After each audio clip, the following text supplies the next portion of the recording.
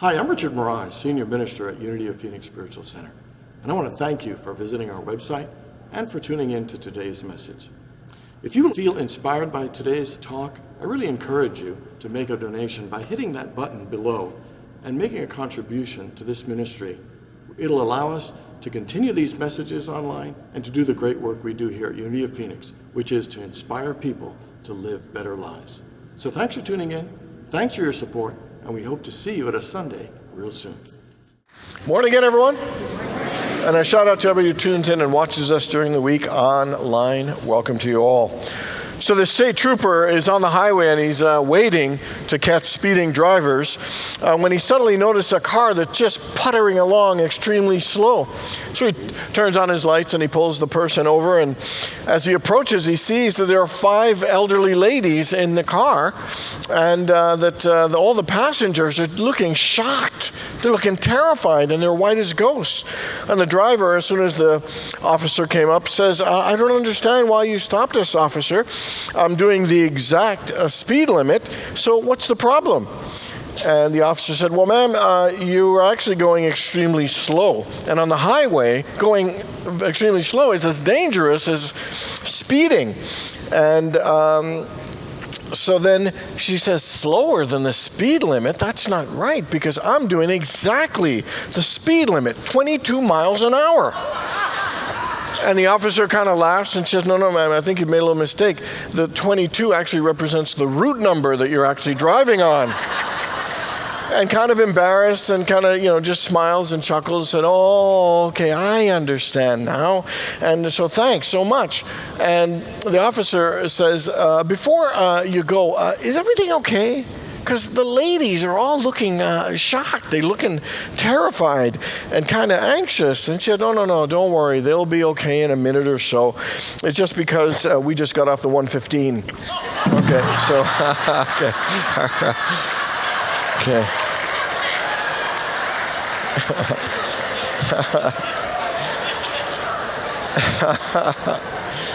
So how many people have ever been with a driver that made you a little anxious? Anybody ever been there? Okay, since the last day of the series, I got a couple of extra anxiety jokes. So why are our brains always anxious? Because they're part of our nervous system. Okay. Why don't anxious people walk on tightropes? Because they're too high strung. Okay. I had some anxiety about telling those jokes, as you could see why.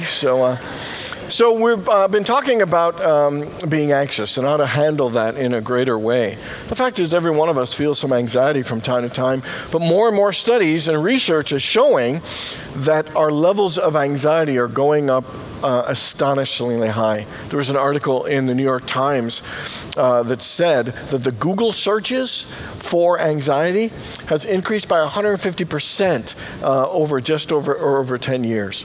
That they are actually claiming that we are 3 times more anxious than we were a decade and a half ago. Last week I shared with you that the National Institute for Mental Health says that anxiety disorders, from phobias, panic attacks, depression, all the whole range, is literally the number 1 mental health challenge. It's at highest rates, number 1 for women, number 2 for men, just behind alcohol and drug abuse. They even say that the United States is the most anxious country in the world, which I find really shocking. The most powerful, the most wealthy, a beautiful, amazing country, and yet we have so much anxiety and so much stress. And it actually has scales that we are 19th in the world of developed countries of people reported to be happy. So we're way more anxious and we are far less happier. And you can try to figure out why. There are a lot of demands. There are a lot of pressures. There are a lot. We live in this information age. We're bombarded with stuff all the time. Pictures of people enjoying all kinds of stuff that sometimes makes some people feel a little insecure. While we have thousands of Facebook friends, we are lonelier and feel more isolated and disconnected than we ever have. And you can add in all kinds of things of fear of violence and terrorism and mass shootings. We could go on and on about the list of all kinds of things, aging and health and all kinds of things. But the bottom line is, with all these things going on, anxiety is not the answer. Anxiety, in fact, is actually making things more challenging and difficult for us to enjoy and experience. In the Bible, in the book of Proverbs, it says the kind of impact that anxiety has on our lives. And it says, anxiety in a man's heart weighs him down. That it takes us down in so many ways to be able to enjoy our lives and to be fully engaged in our work and our relationships. And the fact is, we're not meant to live lives of anxiety and dread and trepidation, or as Thoreau would say, of quiet desperation. We're not meant to live that way at all. The fact is, we have a choice no matter what's going on around us. In the book of Romans, Paul said this. He said, "Do not conform to the patterns of this world, but be transformed by the renewing of your mind." Don't conform about anxiety and worry and stressing about that, but you can transform your life by renewing your mind. Because one thing I realized is that the same mind could be an anxious mind or a quiet mind. The same mind could be a worried mind or a peaceful mind. The same mind, could be a negative mind or a positive mind, and it depends what we choose. So it depends how we work with our mind as to how much anxiety or how much peace we experience. Last week, we looked at the book of Philippians and used this scripture. "Do not be anxious about anything, but in everything, with prayer and supplication and thanksgiving, let your requests be known to God." And those are 4 action steps for us of how to use our mind. The number 1 is prayer, is to rest your mind in the mind of God. To take a deep breath and to look up to a higher place. Look away from the thing you're worried and stressed about. The second one is supplication. That means humility and to soften ourselves. The thing that creates anxiety the most is when we feel out of control. And the more we feel out of control, the more anxiety, the more we want to be in control. So supplication means to soften and to surrender our need for control in whatever area we are having anxiety in. The third one is thanksgiving. And the greatest way to give thanks to our lives is to live it. When we're anxious, what we tend to do? Withdraw. We pull back. We don't live as fully. And the fact is in those times, we need to be thankful for our lives by being fully engaged in our lives, fully stepping in to life, not stepping back from it. And then the final one is to make your requests known, means to put your mind in a creative mode, a mode of possibility thinking, not dreading, but thinking of the good possibilities for your life. So last week we looked at 4 things to do to help our minds. Today we're going to look at 3 things to not do to help us in our minds. And today it's called release and renew, because there are some things we're doing that we need to not do and that we need to release. So here are the 3 things we need to release to help us reduce our level of anxiety. The first one is to release our resistance, because we would be amazed, but we resist life a lot. How many people have ever had something happen that you didn't want to happen, you didn't like that it happened, and you're still having trouble dealing with the fact that it happened? Anybody? And we're always wondering, so what is it you mean you're resisting life? Here's some examples. If there is something in your life that you are judging as wrong or bad or unfair or that should not have happened, that's an area of resistance. If there's something that you're complaining about or that it is bothering you, that you are wishing and desperately wishing was different than it currently is, that is a sign. If there's someone in your life that you're sure that is not acting the way that they should, if you are fighting against things, if you are resisting things and arguing against things, it is a sign of resistance. Every one of us has things happening in our life. And the thing about resistance is it takes a lot of life energy. See, when things happen, complaining and judging and hating and resenting and resisting and shouldn't have happened is a lot of energy to fight against life in those ways. Everybody know that line that says, "What we resist persists"? Well, here's what it is. So when you are disliking and complaining and hating and judging and it shouldn't happen, guess what?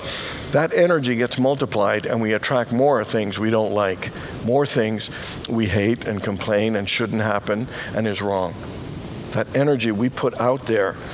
The serenity prayer, it says, "Lord, grant me the serenity to accept the things I cannot change." How many people have something in your life you still are trying to change, but you really can't change? Anybody want to change something that you can't change? I mean, we do stuff like that, and then you can get no serenity. And so here is the thing. The answer to resistance in all of its forms, the answer to go from anxious to a peaceful mind is acceptance. Acceptance is the telling the truth and the facing the facts and allowing things to be the way they are without judging, hating it, or fighting against it.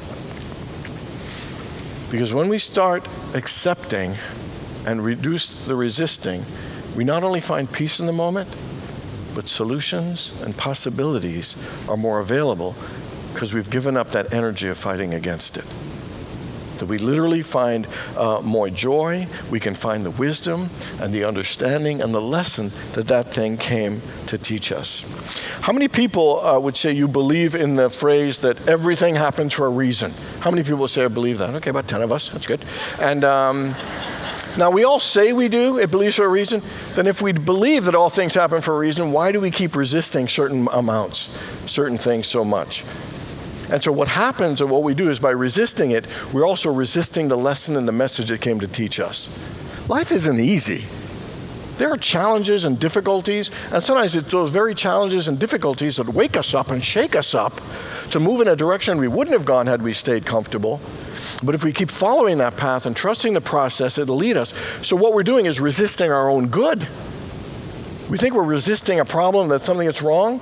We actually end up resisting and hurting our own selves and creating anxiety about it instead of allowing it to help us help ourselves. So what is it in your life that you're resisting? What is it that you're having a hard time accepting? What is it you're struggling with? What is it that you're sure should not have happened that you're fighting against every day? See, all of us need to make that journey from resistance to acceptance. And sometimes it takes going through a little bit of grief. Because we're not machines. We can't just switch from one to another. If we've been doing something for 20 years or something and it's suddenly not there, we need this time to adjust, to process, to move through it. But always with the idea that we'll move through it towards something greater and something better. Not resisting it forever and thinking that it's wrong and staying stuck in that place. Acceptance isn't giving up. It's just not fighting it so we can come up with solutions and ideas and gain what we're meant to gain with it. And so, to me, acceptance is about facing it, it's about acknowledging it, but it's about embracing it and using it to learn and help it lift us to whatever lesson and the kind of person we are meant to be. From resistance to acceptance is one thing. Byron Katie actually puts it this way. She defines acceptance as a kind of loving what is. And loving what is. Sometimes it's hard for us to love what is. One thing I've come to realize is even if you hate what is, it is. Even if you think it was wrong that it should have happened, it still is. And so what are we going to do when it is? Because that's the choice that we have to make. Here's the interesting thing. Let's go back to the serenity prayer. Lord, grant me the serenity to accept the things I cannot change, the courage to change the things I can, and the wisdom to know the difference. Here's a little trick about that. If you don't have acceptance of the things you can't change, guess what? You won't have the courage to change the things you can, and you won't have the wisdom to know the difference. That makes sense? The tipping point and the starting point is acceptance. And here's the other thing. If we can't accept what's going on now, if we can't find acceptance here and we're resisting it, guess what? We will have anxiety about the future. If we're resisting now, we will have anxiety about the future. Because if you're hating what's going on now, you will fear what's coming later. But if you can find acceptance and peace now, in the moment, in whatever you're facing, the future will be more hopeful.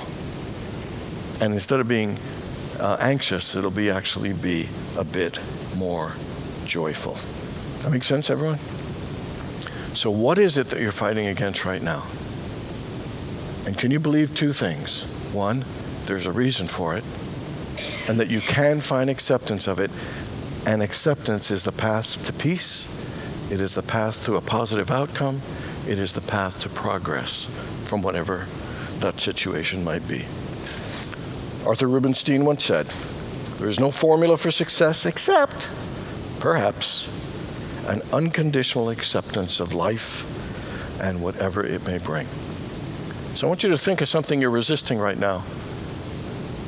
And let's just say to ourselves, I unconditionally accept my life the way it is. Together. I unconditionally accept my life just the way it is. Take a deep breath. And that could feel scary. There could even be a resistance, but just being willing to release our resistance and move from resistance to acceptance will, I guarantee you, reduce the amount of anxiety in our lives. The second one is to release resentment. How many people have ever held a grudge towards anyone? How many people ever had someone do something so kind, so cruel, so insensitive, you literally resented them or resented what they did and enjoyed it? Anybody? So, resentment is a repetitive replaying of some pain of the past. And whether it was a pain from betrayal, whether it was a pain from hurt or loss or something ending, it's a replaying. And what we end up doing in the replaying is that we end up resensing, reliving, and re-inflicting that same pain that happened a while back today and every day that we do it. And here's the interesting thing, is we think at some level that resenting them will protect us. Resenting them will help me not get hurt that way again. You know, we think that there is some good. What we are unfortunately are doing is actually hurting ourselves again and again and keeping ourselves stuck. We have the tendency to hold on to things like bitterness, resentment, blame, shame, holding ill will towards other people. And can you see that kind of mindset being conducive and attractive to an anxious mind? And so what's the answer? And the thing is, they did some studies, Concordia University in Montreal. The prolonged feelings of resentment will begin over time to affect our health, affect our relationships, affect our self-care and our quality of our lives. And so what is the answer? In a word, it's forgiveness. Forgiveness is a cleansing. It is a dissolving. It is a removing. The word in Aramaic actually means to untie and to loosen and free ourselves from the past. 3 things about forgiveness. Number 1, it is decisional. At some point, you make a decision that you want to forgive. Scripture says, decide upon a thing, it'll be established. We need to decide, I want to forgive. I am willing to forgive. We have to put out an intention and a desire that we want by making a decision, I want to forgive. I'm sure we've all heard this or maybe said it, I will never forgive that so-and-so for what they did. That's the opposite of what I'm talking about. That is the not deciding to forgive. And so it sounds simple and silly, doesn't it? Of course, to take a decision. But sometimes we aren't there, and we have to be there and be committed and serious about it. That I am deciding to forgive. I want to forgive. I am ready to forgive. I'm willing to forgive. Second one, so decisional is the first. Second one is is emotional. This is the letting go of the hurt and the pain. Because what happens is we get triggered, and then we dwell on it, we get stuck in it, we get consumed by it, and our mind just run wild. We get triggered by the thing, and that dirty, so and so, and blah, blah, blah. And energy gets pretty toxic in us when we get that intense about it. So this emotional aspect is to choose to not get triggered. Is when you catch yourself telling a story, stop telling the story. Is to make a conscious effort to say it's there, but I'm not going to buy into it. I'm not going to go there. I'm not going to dwell on it. It is the letting go of the emotion part.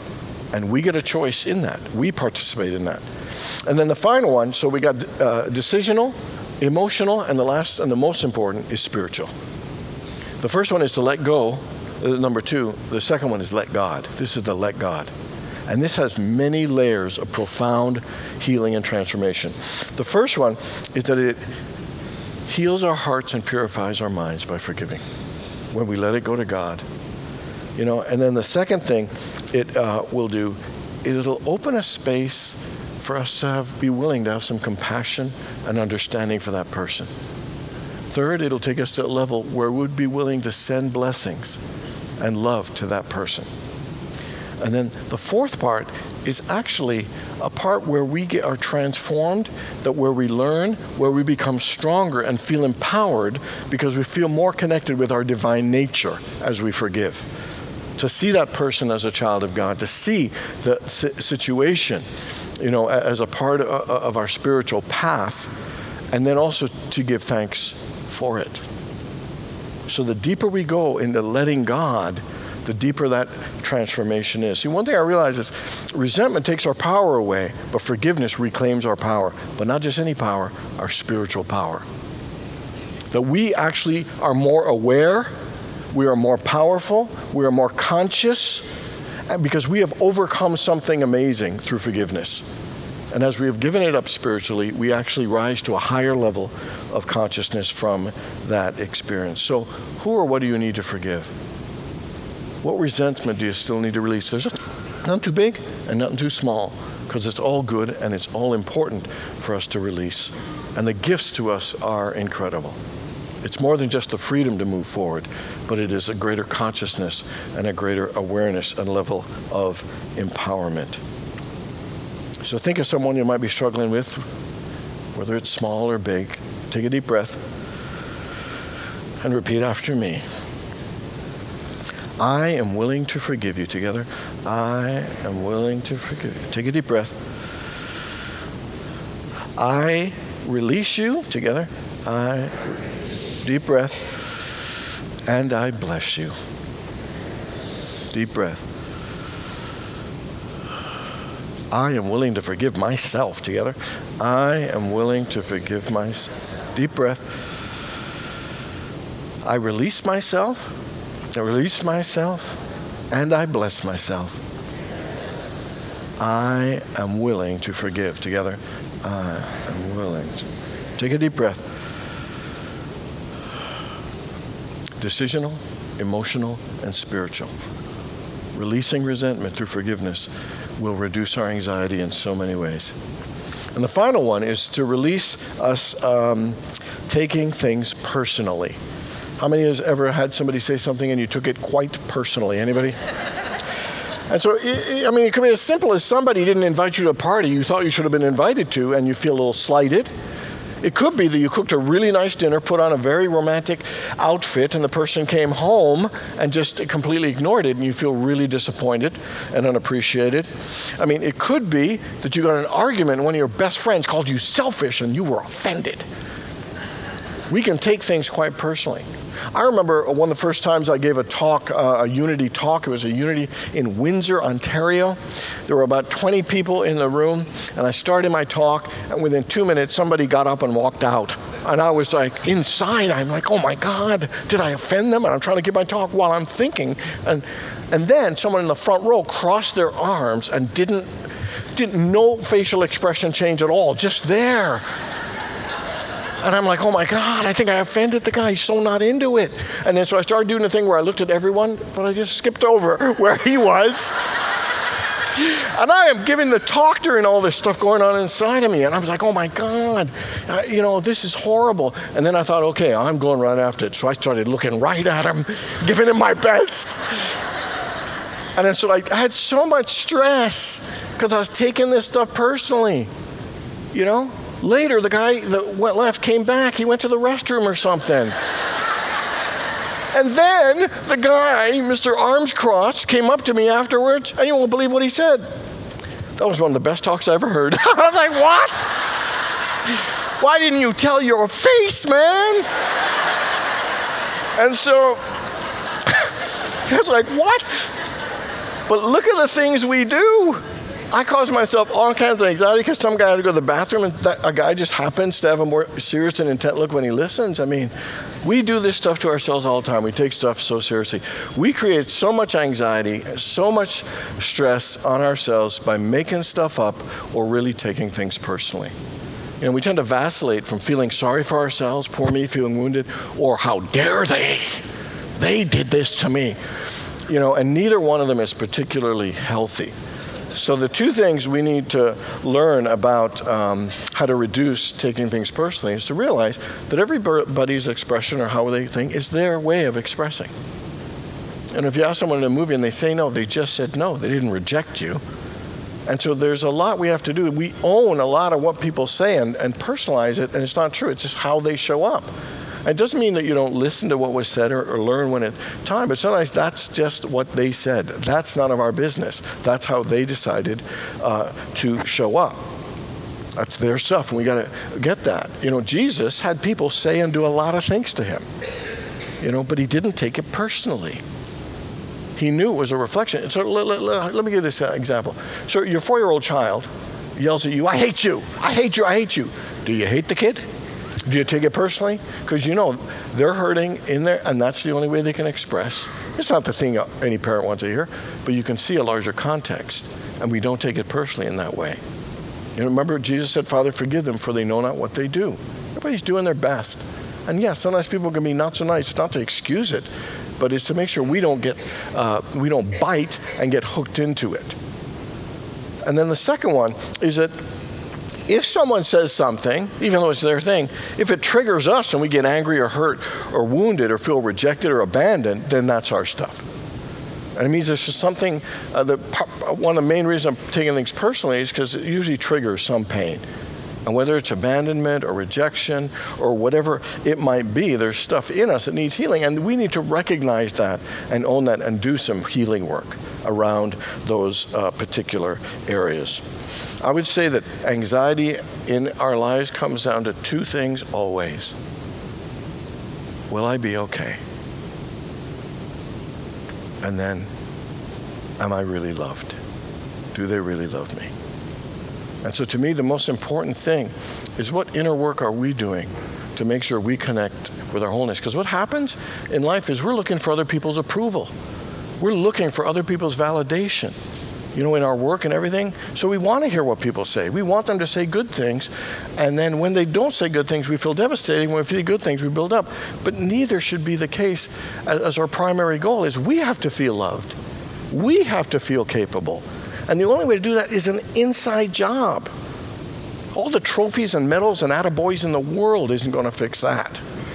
And so we need to look inside and to know that we are loved and to love ourselves and to feel God's love and to know no matter what, we're going to be okay. No matter what, we are going to be okay, and to be able to trust that. All of life is happening to kind of really teach us those two main lessons more than anything else. Because it's only when we feel loved and trust we'll be okay that we can open up and share our gifts and experience relationships and be fully engaged in life in the most amazing way. Here are the words in the book of James. It says, "Count it all joy, brethren, when you experience trials of many kinds. Know that the testing of your faith produces perseverance. And let perseverance finish its work so that you will know that you are whole, complete, and lacking in nothing." So that thing in your life that's irritating you right now, that you can't stand, that you're resisting, is a part of your journey to help you get to a place of knowing that you're loved. And you're going to be okay no matter what. And that you are whole, complete, and lacking in nothing. Life isn't easy. We all get anxious from time to time. We all get a little bit nervous. But really, the most important thing we could ever do to handle it is to cultivate that connection with God, know we're loved, and know we're going to be okay no matter what. This week, I encourage you to release your resistance, release your resentment, and release taking things so personally. When I looked at that anxious for nothing, I thought, what would be better than that? It would mean being joyful for everything.